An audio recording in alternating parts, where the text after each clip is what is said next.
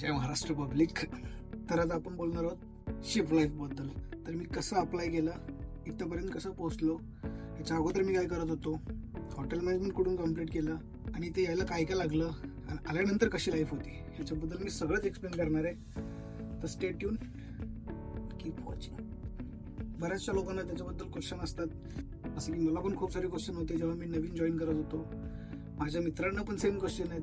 आणि जेव्हा मी माझ्या इकडच्या मित्रांना विचारायचं की बाबा शिप लाईफ कशी आहे, तू तिकडे काम करतोयस, कसं काम असतं, कसं त्याची ड्युटी हावर्स असतात, कसं त्याचे वर्किंग प्रोसेस असतो, वॉट एव्हर इट इज, त्यांचा आन्सर एकच असायचं, ये तू आल्यावर कळेल. आता माझे मित्र मला विचारतात आणि मी पण त्यांना हेच सांगतोय की एक्सप्लेन कसं करायचं मला तेच कळत नाही. मग मी त्यांना बोलतो की ये बाबा तुला आल्यावर कळेल की काय असतं नेमकं सीन. तर मित्रांनो, आपण आज मी पूर्णपणे एक्सप्लेन करायचा पूर्ण प्रयत्न करणार आहे. तर बघूया. आज माझी ड्युटी हावर्स थोडीशी कमी आहे, सो मला चान्स भेटला आहे. हा माझा पहिलाच व्हिडिओ आहे. जर तुम्हाला आवडला तर परत परत व्हिडिओ बनवत जाईल. कमेंट करा आणि मला सजेशन द्या की बाबा मी काय इम्प्रूव्हमेंट केली. बस थँक्यू सो मच, तुम्ही इथेपर्यंत आलात, व्हिडिओ बघताय. So we are gonna talk about. आता तुम्हाला वाटेल की हा इंग्लिश कशाला मारतोय. तर मित्रांनो, मराठीचं मला पूर्ण गर्व आहे, बट इंग्लिश पण तितकीच गरजेची आहे जर तुम्हाला बाहेर काम करायचं असेल तर. एकदा आपण इंग्लिश शिकलो ना, मग इकडच्या लोकांना पण आपण आपली मराठी शिकवू ना, कशाला टेन्शन घेत आहे, असं माझं म्हणणं आहे. तुम्हाला काय वाटतं तुम्ही बघा. काय वाटलं तर कमेंट करा, देतो उत्तर. तर शिप लाईफ लँडशी कम्पेअर केलं तर शिप लाईफ ही टोटली वेगळी आहे. वेगळी कशामुळं, तर लँडवरती तुम्हाला सगळ्यात सोपं डे ऑफ भेटतो, वीकली ऑफ भेटतो, ॲटलिस्ट मंथली ऑफ तरी भेटत असेल. तर इकडं मी 8 महिने झाले काम करतो, म्हणजे एका कॉन्ट्रॅक्टला 7 किंवा 8 महिन्याचा कॉन्ट्रॅक्ट असतो. तर त्या 8 महिन्यामध्ये मला एकही ऑफ भेटत नाही, एकही नाही. डेली 11 तास काम, 11-12, जर बिझी असेल जास्त तर 13 तास काम. एक्स्ट्रा असेल पण लेस आवर्स काही चान्सच नाही. सो डे ऑफचा तर काही चान्सच नाही. जर कधी चुकून तुम्ही आजारी पडलात तर अगोदर मेडिकलकडे जावं लागेल, चेकअप होईल. जर डॉक्टर बोलला की हा याला रेस्टची गरज आहे तर तुम्हाला डे ऑफ भेटेल, नाहीतर नो चान्स. ही झाली पहिली गोष्ट. आणि आपण शिपबद्दल जे बेनिफिट्स आहेत ते पण बोलणार आहोत आणि जे निगेटिव्ह पॉईंट्स आहेत ते पण आपण बोलणार आहोत. तर दोन्ही गोष्टी आपण कम्पेअर करून बघू. तुमच्यावर डिपेंड आहे जॉईन करायचे की नाही. बट तुम्हाला टॅक्स फ्री सॅलरी भेटते, ही पहिली गोष्ट. थोडंफार एक्सप्लोअर करायला भेटतं, ती गोष्ट वेगळी. बट एक्सप्लोअर करायला असं समजू नका की मी जग फिरू शकतो. हे खरं टोटली फेक गोष्ट आहे.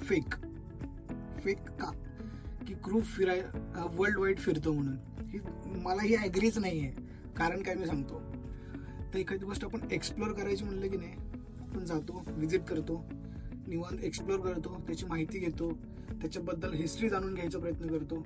बट जर क्रू असेल तर असं काहीच नाही मित्रांनो. फक्त एखादा पॉईंट असतो जो आपल्याला माहिती असते की इथे गेल्यावर आपल्याला इकडे जायचं आहे, तिथं जातो, फटाफट बघायचं, 1-2 फोटो काढायचे, बस संपला विषय, पटकन शिपमध्ये येऊन ड्युटीवरती हजर व्हायचा. असा सीन असतो. कधी कधी थोडाफार एक्स्ट्रा टाइम भेटतो, बट त्या एका फोटोवरून आपल्याला असं वाटतं की हा काय भारी फिरतोय, वेगवेगळे कंट्रीज फिरतोय. असं काहीच नाही. हे सगळ्यात मोठं काय बोलू शकतो आपण, सगळ्यात मोठं फेक. सोशल मीडिया हे फेकच आहे. आता जसं की तुम्हाला मी खरी रियालिटी सांगू, दिसतोय टकाटक पण खाली बरमोडा घातलाय, ही रियालिटी आहे. ही सी फेअरची लाईफ आहे. दिसायला खूप भारी दिसतंय, टॅक्स फ्री सॅलरी, अजून काही बऱ्याच गोष्टी आहेत. पण इकडे अप्लाय कसं करतो, तर माझं स्टार्ट केलेलं तसं करिअर माझं स्टार्ट शेरिटन ग्रँडमध्ये ट्रेनिंग पासून झालंय. तेव्हा माझी सॅलरी होती, सॅलरी नाही स्टायपंड बोलू शकतो, मंथली माझी 1200 रुपये सॅलरी भेटायची, मंथली 1200 रुपये. आणि आता त्याच्यापेक्षा 100 पट सॅलरी आहे माझी. नजर लागते ह्या सगळ्या गोष्टींना. आई बोलते की बोलू नको अशा सगळ्या गोष्टी. 6 महिने शेरिटन ग्रँड, त्याच्यानंतर 6 महिन्याच्या ट्रेनिंग नंतर 2-2.5 वर्ष फॅमिली ग्रँड हॉटेलमध्ये होतो. त्यानंतर ऑलमोस्ट 1 वर्ष JW मॅरिट हॉटेलमध्ये होतो ॲज अ बार टेंडर. त्यानंतर माझं शिपमध्ये सिलेक्शन झालं, तिथं की मुंबईला आपलं CSSIचं ऑफिस आहे, क्रू सेल्फ सर्व्हिस, कुर्ल्याला ऑफिस आहे ते. त्यांचे वेकेन्सीज वगैरे इंस्टाग्रामला येतात. त्यांची ID पाहिजे असेल तर तुम्हाला मेन्शन करतो ID. त्यांची वेकेन्सी आली की त्यांची इंस्टाग्रामला पोस्ट येते फक्त अपडेटेड राहायचं, त्यांच्या वेबसाईटला जाऊन अप्लाय करायचं. इंटरव्ह्यूच्या दिवशी तुम्हाला इंटरव्ह्यूला मुंबईला जावं लागेल. मी जेव्हा इंटरव्ह्यूला गेलो होतो तेव्हा हजारो पोरं तिथे येऊन थांबलेली. मी सकाळी पहाटेची 4 वाजताची ट्रेन पकडून पुण्यावरून आलो होतो. मुंबईला एक 7-7:30ला त्या ऑफिसच्या समोर उभं होतो. ऑफिस 10 वाजता ओपन होणार होतं, पण एवढी लाईन होती की हजार पोरं तरी किमान असतील तिथं.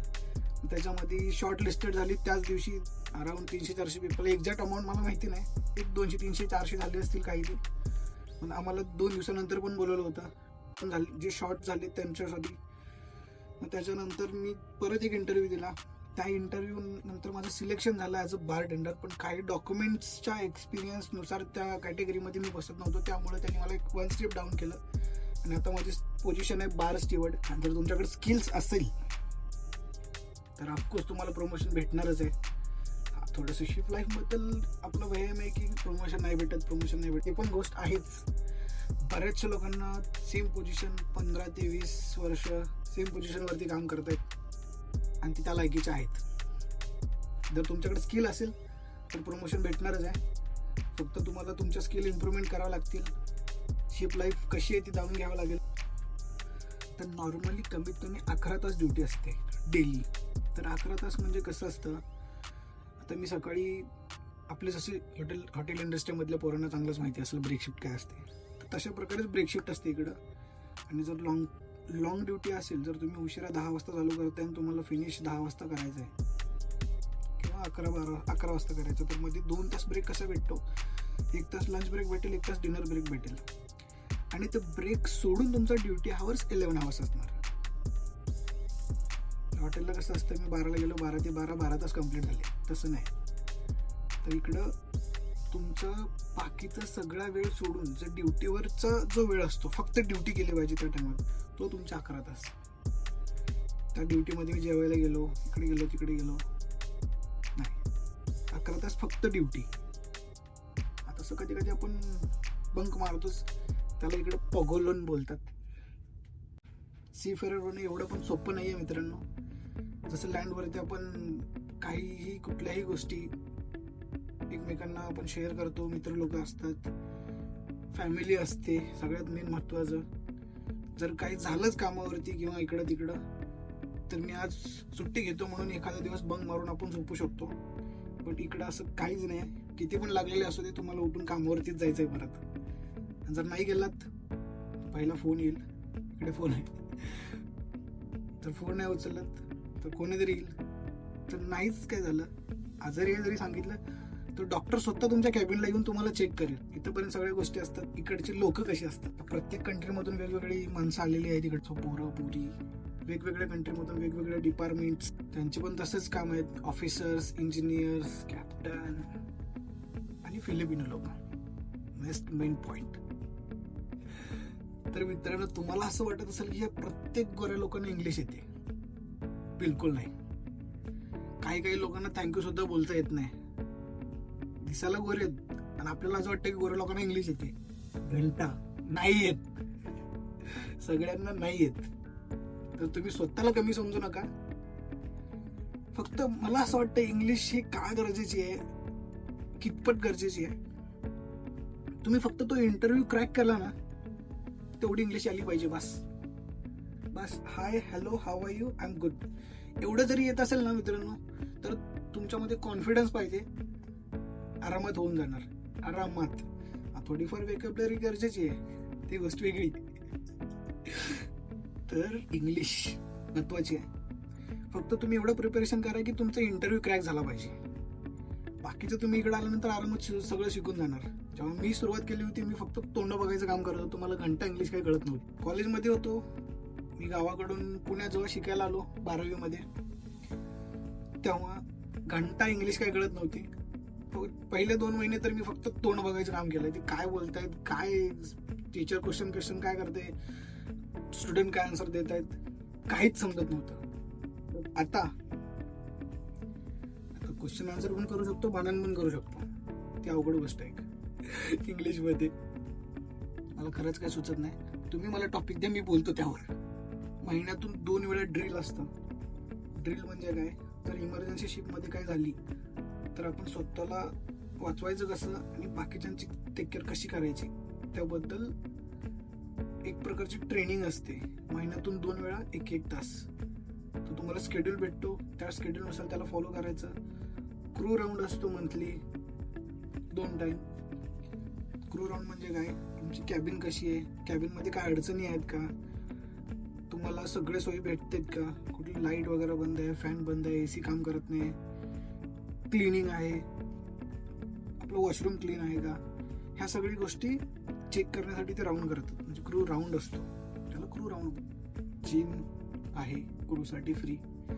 क्रूसाठी भरपूर सेवा आहेत. आणि एक गोष्ट, इंटरनेट. खूप बेकार इंटरनेट असतं शिपवरती.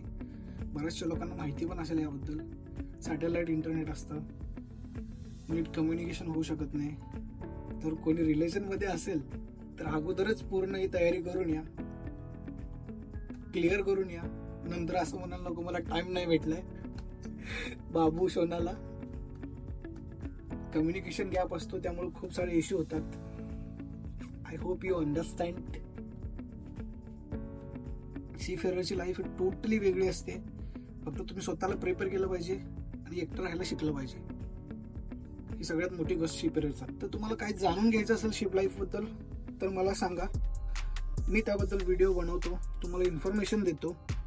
बाकी अजून काय लागलंच तर थोडीफार हेल्प पण करेल. काही क्वेश्चन असतील तर मला पर्सनली DM करा इन्स्टावरती. मी तुम्हाला रिप्लाय करायचा पूर्ण प्रयत्न करतो. तसं पण आता मी पुढच्या महिन्यात वेकेशनला जाणार आहे, मग अजून फ्री असणार. जमलंच तर आपण भेटूयात, बोलूयात. तोपर्यंत जय महाराष्ट्र.